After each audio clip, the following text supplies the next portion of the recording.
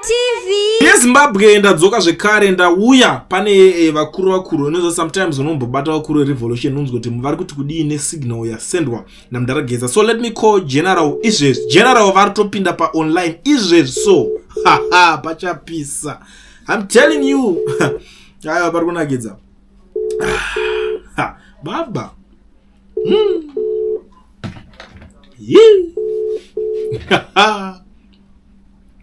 General Stole maswera sei? Naswera zvakanaka ngoma kulendi zvakati. Aiwa Street Boys, so nhasi sisi tikumbomhanya, nhasi ndikumhanya nonzi relay. So obvious pese paunomhanya ukarekodha vanhu vese 11 vananda rekodha kudhara unozombobata baba wemusha, baba verevolution kuti umbonzwa kuti zvakamira sei. Nyaya iripo General Stole inyaya yespeech yataurwa naMdaragedza. So ndiri kungoti munhu wese ma-activists, ma-politicians nemachinchi vese vauye vakomende on that, tichinzwawo side of the story yavo kuti vari kutiwo kudii, vanotiwo chii nezvataurwa naComrade Bombshell Blessed Geza. Imimi nguva ndeyenyu General Stole, sanganai nevateereri. Thank you so much. Tokwasai vateereri veKulen TV. Right, kuenda pataura Comrade Geza. Nyaya iri pamusoro pezvataurwa naComrade Geza. It's not about himself. It's about Zimbabweans. Saka tiri kuti kudii isusu. As you know, Mkoma Kulen, we are one of the people vanoteerera nyaya dzezvematongerwo enyika nekusafamba kuri kuita zvinhu zvakanaka muZimbabwe. Zimbabwe iri panguva yakaoma. Comrade Geza vataura zvido zvevanhu. Nyaya yeMarch mukaona vanhu vasina kuijoina inyaya yekutya. Asi what I can tell you, musi wa17 there's gonna be a mass protest in Zimbabwe. The focus is not about removing the government forcibly. The focus is about removing Zvigananda forcibly, because Zvigananda ndizvo zvaakutora masimba evanhu kuita kuti vese vanhu vanorarama muZimbabwe vararame vari pareceiving syndrome, zvinova zviri izvo zvinhu zvisina kumira zvakanaka. Saka apapo nuna chakaipa chataurwa naComrade Blessed Geza nekuda kwekuti matambudziko akatarisana nevana veZimbabwe, matambudziko anozikanwa kuti maticha havana mari, madoctors vari kubuda kunze kwenyika, macivil servants ese zvavo vari kuchema. Hapana munhu ari kuteerera kuti chii chiri kuvachemedza uye nematambudziko eZimbabwe agadziriswe. Tikaenda kuyouth ndio iri kufa nemutoriro.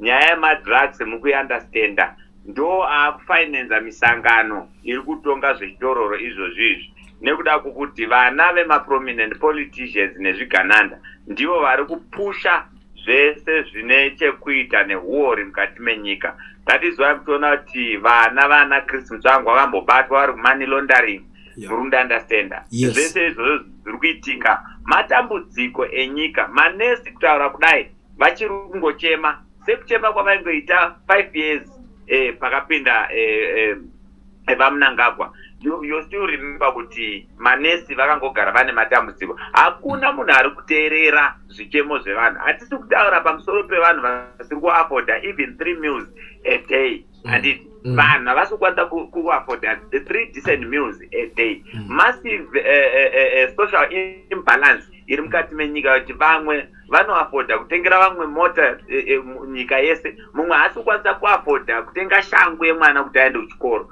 That does not work munyika inenge ichiti ine government.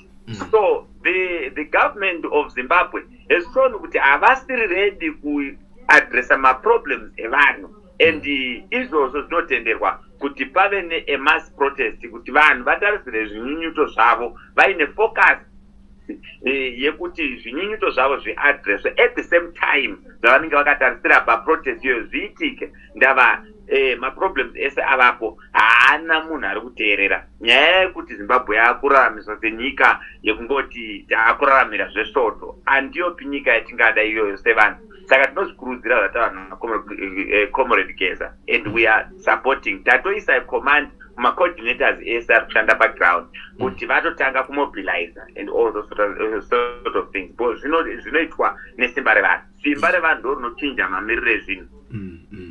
Hai chokwadi, but general isusu let's be fair honest, inini hangu munoziva indonyamirira nevanhu and panguva ine handitoti handisikusapota any political party, ndikusapota chinhu chese chinonzi muZimbabwe.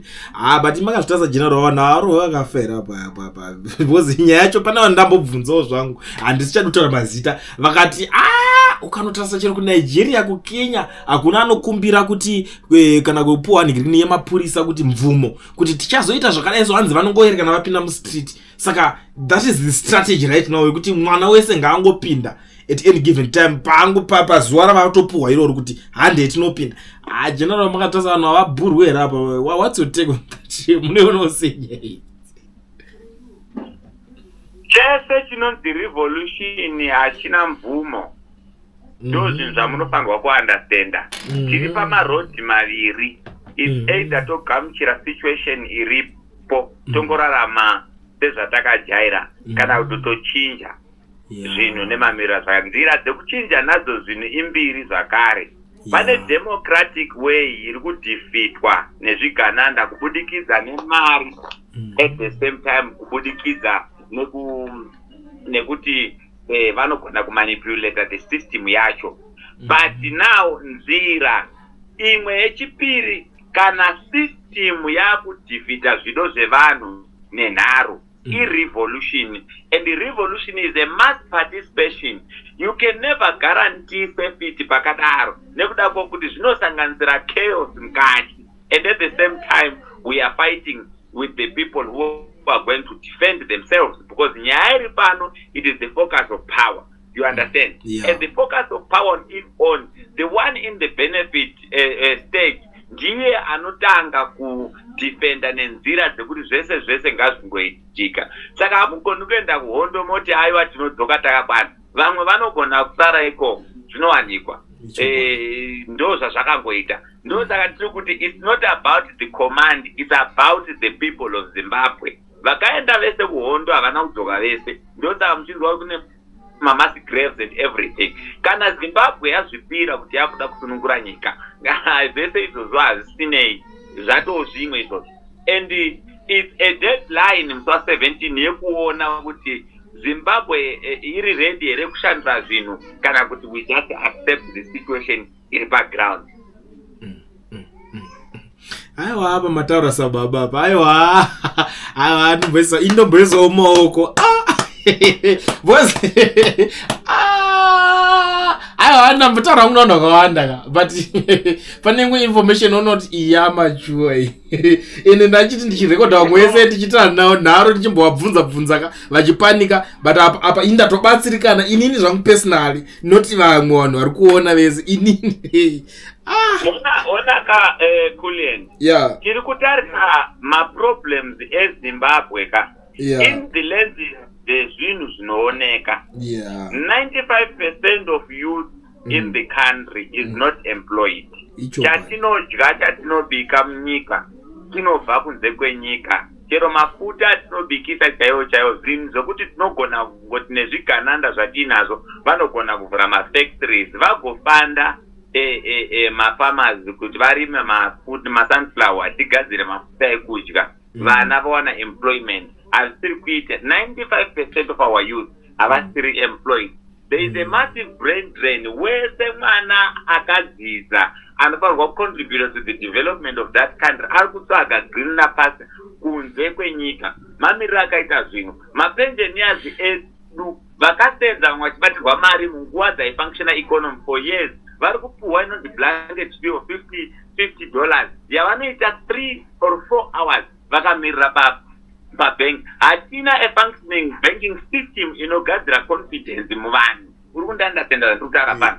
Saka maproblems enyika iwayo nesi watinoshanda anorapa munhu kuchipatara ari kuwana less than 350 ukabatanidza vhiki ne-US dollar ari kuwana. Anditi anoda about 10 months kuti aite 3,500 which is almost a year. You understand? And all those things zvichiitika, maticha vari kurarama nema-extra lessons kuchikoro kwacho hakuna mabhuku. Manese vari kupuwa 350 ndedzekunogara nekunyoresa makadzi vachibhadharisa $6. Hakuna mushonga muchipatara. You understand? So problems atida kuti, so we must not look into these things focusing on the lenses of power. We need to focus on the lenses of problems dziri munyika. And ZANU-PF has shown kuti haisi kuda kugadzira maproblems iwayo. So we are now saying let the people decide their own way. Kana vadecide kupinda murodi voprotesta against zvinyunyuto vari kuita zvinhu zviri confined into the constitution. Kana ZANU-PF yafungidzira kuti zvinyunyuto constitution ine mistake haifanirwa kunge ine vanhu vanotaridzira murodi, yafunga kushuta. Ndo zvazvakaita, hauendi kuhondo uine tarisiro yeupenyu. But this is the only way. The democratic part of it has failed because there is manipulation and the state sector iri kutonga muZimbabwe everything. You understand? Now, right now tine mwana akapfurwa statement mutiuzwa kuti mabudiro ayakuita. So this is the way it is. And titotongotambira sezvinenge zviripo. Isusu tinozvigadzirisa zvataurwa naComrade Blessed Geza, not nekuda kwekutoda kupindudzura hurumende, nekuda kwekutoda kuchinja zvinhu. Ndava maproblems ari munyika tiri kumaona nemaziso. Hai chokwadi. Inini apa ndatobatsirikana. Thank you so much General Stole. Zvandoda kuti muite ndikumbirawo ma last words enyu kozi dzatazodarika 10 minutes dzechidzinga chingopawo vamwe, but kana vanzanzi baba vemusha vanobvumudza kudarikidza mbijana. So ndachikumbirawo ma last words enyu kune vana veZimbabwe panguva ino yatiri zvesu. Panguva ino yatiri, mawedzi angu kuvana veZimbabwe ndeekuti takatarisana nemaproblems atinawo, the onus is on them now kuti togamuchira zviripo kana kuti toshandura zvinhu nesimba revanhu. Simba revanhu harina kutanga kushanda izvi. Simba revanhu ndo rakabvisa Smith. Simba revanhu zvakare ndo rakabvisa vanhu Mugabe. Maproblems atanga takatarisana nawo munguva yaSmith nenguva yava Mugabe anga akatisiyanei, asi ayatakatasana nawo izvezvi akanyanya kupfurikidza. Saka now iyi inguva yapuwa vana veZimbabwe. It's up to them. We don't tell them what to do. The directives were given. For the obedience kuti vaite kana kuti havadi, it's up to them. Ndo my last words angu. Thank you so much General Stole. Muve neusiku hwakanaka. Ndiri kutendai nekuvawo nenguva. I know you are a busy person, but mangochuzawo kungoti aiwa pakulienda ndisare ndinongopfurawo nepo. Aiwa ngazvirambe zvakadaro. Ndinotenda nemwoyo wese. Thank you so much. Sharp. So that was General Stole. Pana asara here muri yeZimbabwe? Kana pana asara, tell me kuti ndiani in the comment section. Kulian TV, Team VAT. Asi vanhu vachishamsika, Kulian TV haichatsika. Saka subscribe wozolaika, nechawana zvisapa nachichazosha. Everybody say Kulian, yeah. Information need brilliant, yeah. Everybody say